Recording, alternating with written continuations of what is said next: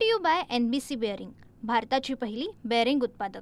खासदार संजय जाधव आपल्यासोबत आहेत. साहेब, अधिवेशन सुरू आहे. परभणी संदर्भात काय एकूण रेल्वे राज्यमंत्र्यांना भेटले तुम्ही, काय नेमकं समस्या मांडल्या त्यांच्याकडे? मी रेल्वे राज्यमंत्र्यालाच नाही तर रेल्वे मंत्र्यांनाही भेटलो आणि राज्यमंत्र्यांनाही भेटलो. परभणीतल्या बऱ्याचशा समस्या आहेत की ज्या गंगाखेडला 4-5 रेल्वे कोरोनापूर्वी थांबत होत्या, त्यांना थांबा होता, पण मध्यंतरी कोरोनानंतर ते थांबा बंद केला होता. ते थांबा चालू करण्याच्या संदर्भानं असेल, पंढरपूरला जाणारी निजामाबाद पंढरपूर पॅसेंजर असेल किंवा मिरज परळी ट्रेन असेल, मिरज परळी ही परभणीपर्यंत एक्सटेन्शन करावी किंवा तिला कनेक्टिंग द्यावी. निजामाबाद पंढरपूर गाडीला काही थर्ड ACचा डब्बा, काही स्वीपरचे डबे लावावे, कारण त्या गाडीला वालीच नाही, तिच्या TC नसतो, पोलीस नसती, त्या टॉयलेटमध्ये कधी पाणी नसते आणि ती गाडी अशीच बेवारासारखी जात असते. त्यामुळं त्या गाडीला सन्मानानं पंढरपूरपर्यंत कशी जाईल, तिच्यामध्ये सगळ्या सुविधा देण्यात यावा अशा स्वरूपाच्या मागणीसाठी भेटलो होतो. दुसरा एक महत्त्वाचा विषय होता की पूर्णा तालुक्यामधलं जे बायपास करू पाहते आहे सरकार, म्हणजे आता पूर्णा जंक्शन हे नांदेड जंक्शन नव्हतं तेव्हापासून पूर्णा जंक्शन आहे, पण त्या पूर्णा जंक्शनला बायपास करण्याचं काम चालू आहे. म्हणजे एकंदरीत परभणी जिल्ह्यालाच बायपास करायचं काम केंद्र सरकार करते. ती गाडी ज्या काही अकोला मार्गे जाणाऱ्या जेवढ्या बी ट्रेन आहेत त्या सगळ्या बाहेरूनच मरसूळ मार्गेच बाहेर काढायचा त्यांचा विचार चालू आहे. म्हणजे पूर्णेला महत्त्वच नाही त्याचं, आता पूर्ण स्टेशनमध्ये गाडीच येणार नाही अशा स्वरूपाचा त्यांचा प्रकल्प चालू होता. मी काल रेल्वे मंत्री महोदयांना, वैष्णव साहेबांना भेटून त्या बाबतीतली सूचना दिली की बाबा या ठिकाणी शेतकऱ्यांचा मोठ्या प्रमाणात विरोध आहे, शेतकरी जमीन द्यायला तयार नाहीत आणि पूर्णेला आणि परभणी जिल्ह्याला हेतुपुरस्कर बायपास केले जाते. कारण परभणी पूर्णा हे रेल्वे स्टेशन इतिहासकालीन आहे, मोठं जंक्शन आहे, त्या ठिकाणी रेल्वेची शाळा आहे, रेल्वेचं हॉस्पिटल आहे, तिथं सगळ्या कर्मचाऱ्याचे क्वार्टर आहेत. हे सगळं असताना 200 एकर जागा पूर्ण रेल्वे स्टेशनला असताना त्या जागेमध्ये तुम्हाला काय डेव्हलप करायचं ते करा, परंतु हे बायपास आम्ही कदापि होऊ देणार नाही असं सगळ्या सर्वसामान्य माणसापासून शेतकऱ्यापासून ते सर्व पक्षीय लोकांची धारणा आहे. म्हणून त्याला तुम्ही हात घालू नये अशा प्रकारची विनंती केलेली आहे. त्याचबरोबर पूर्णेला एक इलेक्ट्रिकल शेड व्हावं, कारण मी बघितले की आता सेंट्रल गव्हर्नमेंटनं साऊथ सेंटरवाल्यांनी अगोदर पूर्वी त्यांच्याकडे एक सेंटर होतं, त्याने आता 2 केले साऊथचे, पण मराठवाड्यासाठी स्पेशल नांदेडसाठी एक सेपरेट तिसरं करू शकत नाही का? पण त्याची एक मागणी केली की बाबा हे एक आमच्यासाठी वेगळं सेंटर करा, कारण हे दक्षिणला जोडण्यापेक्षा साऊथला जरी असलं तरी नांदेडचं अस्तित्व स्वतंत्र असावं.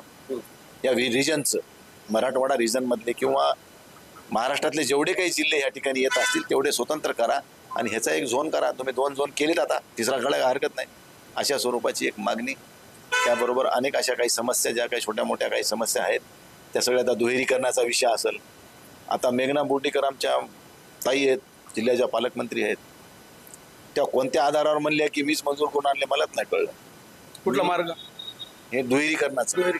आता मी दानवे साहेब मंत्री असताना आम्ही बऱ्याचदा वैष्णव साहेबाला भेटलो, दानवे साहेबाची माझी चर्चा झाली. दानवे साहेब म्हणले बाबा एकाच वेळी जर आपण हे मंजूर करायला गेलो तर ह्याचं बजेट मोठं आहे, म्हणून बंडू आपण असं करू, त्यांचं बोललेलं सांगायला की आधी आपण एक पार्ट करून घेऊ जे की माझ्या अधिकारात थोडं मला घेता येईल आणि सेकंड पार्ट पुन्हा करता येईल. कारण एकदा जर आपण सगळी रक्कम मागितली तर केंद्र सरकार आपल्याला एवढी मंजूर करणार नाही, त्यामुळे 2 टप्प्यात करू. म्हणून संभाजीनगर ते मनमाड अगोदर केलं आणि संभाजीनगर टू परभणी सेकंड टप्प्यात करू अशा स्वरूपाची त्यांनी मला सूचना दिली आणि त्याप्रमाणे आमची प्रोसेस चालू होती.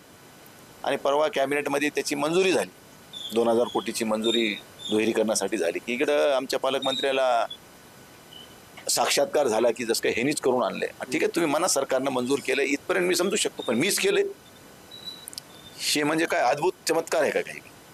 म्हणजे कुठल्याही गोष्टीचं श्रेय घ्यायचं तर हे भारतीय जनता पार्टीच्या लोकांकडून शिकलं पाहिजे, मी या मताचा आहे. दुसरा एक महत्त्वाचा मुद्दा असा की उद्धव ठाकरे, तुम्ही बी दिल्लीलाच होते, उद्धव ठाकरेंची दिल्लीची दौऱ्याची सध्या चर्चा होत आहे. राहुल गांधी यांच्या घरी जी बैठक आयोजित करण्यात आली होती, शेवटच्या रांगेत उद्धव ठाकरेंना बसवण्यावरून तुमचे विरोधक खास करून शिंदे गट आक्रमक झालेला आहे. शिंदे गटानं बाळासाहेबांच्या स्मृतीस्थळ इथे या ठिकाणी जाऊन आंदोलनसुद्धा केले की बाळासाहेब यांना माफ करा म्हणून. काय एकूणच या प्रकरणाकडे तुम्ही कसं पाहता आणि त्या दिवशी तुम्ही होतात का त्या याच्यामध्ये? त्या दिवशी मी त्या ठिकाणी नव्हतो, पण तो विषयची मीटिंग नव्हती. अगोदर तुम्हाला स्पष्ट करतो, मीटिंग संपलेली होती आणि निवडणूक आयोगानं कशा पद्धतीनं मतदारांची वाढ केली, कसे ओरिजिनल मतदार घटवले ह्याचं लाईव्ह तो डेमॉन्स्ट्रेशन दाखवू लागले स्क्रीनवर. आणि ते स्क्रीनवर जवळून दिसायचं नाही म्हणून तिने लांब बसून बघितले. तिथं मीटिंगमध्ये असं तर सगळ्याच पक्षाचे नेते समोर दिसले असते, मग हे मागे दिसले असते तर मी समजू शकलो असतो. पण कसं झालं आता शिंदे गटाचं अवस्था बिकट झाली आहे. कारण एक एक मंत्री सगळा वेगळ्या वेगळ्या कारनाम्यानं गाजलेत. मग आता त्यांना दुसऱ्याला नाव ठेवायला काही जागा नाही. ह्या कसं आहे, बायको मेल्याचं दुःख नाही, सवत रणकी झाल्याचा आनंद जास्त घ्यायचा लोकांना सवय लागलेली आहे. तशातला हे भाग आहे.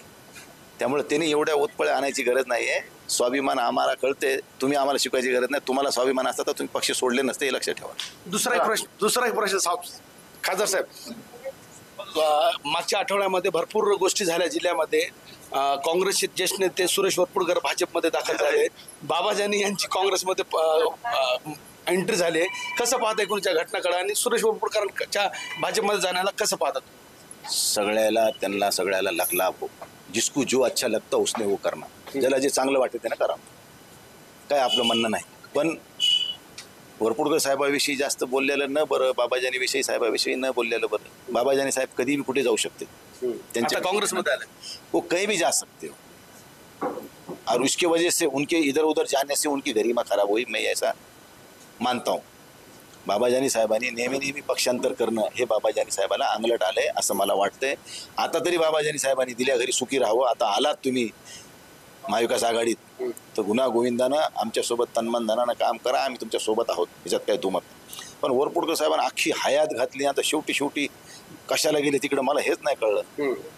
पण आता ज्याचं राजकारण त्याच्यासोबत त्याला वाटत असं बाबा आता ही जागा भाजपला इथं कोणी उमेदवार नाही आहे, भविष्यामध्ये आता राष्ट्रवादीचा इथं आमदार आहे, मग आता इकडं आपल्याला गेलं तर सोयीचं होईल, 5 वर्ष सगळ्याच गोष्टी साध्य बी होतील आणि पुन्हा लढायलाही मोकळं होईल, अशा हिशोबाने गेल्या. जिसकी आपली सोच आहे, त्यांच्या काही महत्त्वाच्या भूमिका असतील किंवा काही बँकेचा विषय असेल, काही राजकीय विषय असेल, पुनर्वसनाचा विषय असेल, काही उपाध्या उपदेवा महाग लागू नये म्हणून काय असेल, काही का असना, पण त्यांनी आता जय श्रीराम म्हणलेत. स्थानिक स्वराज्य संस्थेची निवडणुकीची तयारी शिवसेना उद्धव बाळासाहेब ठाकरे गटाची कशी सुरू आहे जिल्ह्यामध्ये? बघा, स्थानिक स्वराज्य संस्थेच्या निवडणुका ह्या परभणी जिल्ह्यामध्ये शिवसेना महाविकास आघाडी आम्ही अलायन्समध्ये लढू आणि ह्या ठिकाणी जिंकून दाखवू तुम्हाला. आता सगळ्याचं संपलं, सगळ्याला कळून चुकलं की हे सब मतलबी घोडे आहे, यांच्या मागे जाऊन काय फायदा नाही. त्यामुळे आता लोक एकदा आमच्यासोबत दिलखुलासपणे राहतील असा मला आत्मविश्वास आहे. सोहळ्यावर लढणार का महाविकास आघाडी म्हणून लढू, नाही जमलं तर मग शेवटी तर हम तो यूं ही चले थे, लोग आते गए और कारवा बनता गया. चलले. संजय जाधव होते, यांनी विविध प्रश्नावरती उत्तर खरं तर दिलेलं आहे. Camera person Syed Khizar sir, Nazir Khan, TV9 Marathi, Parbhani. Brought to you by NBC bearing, भारताची पहिली बेअरिंग उत्पादक.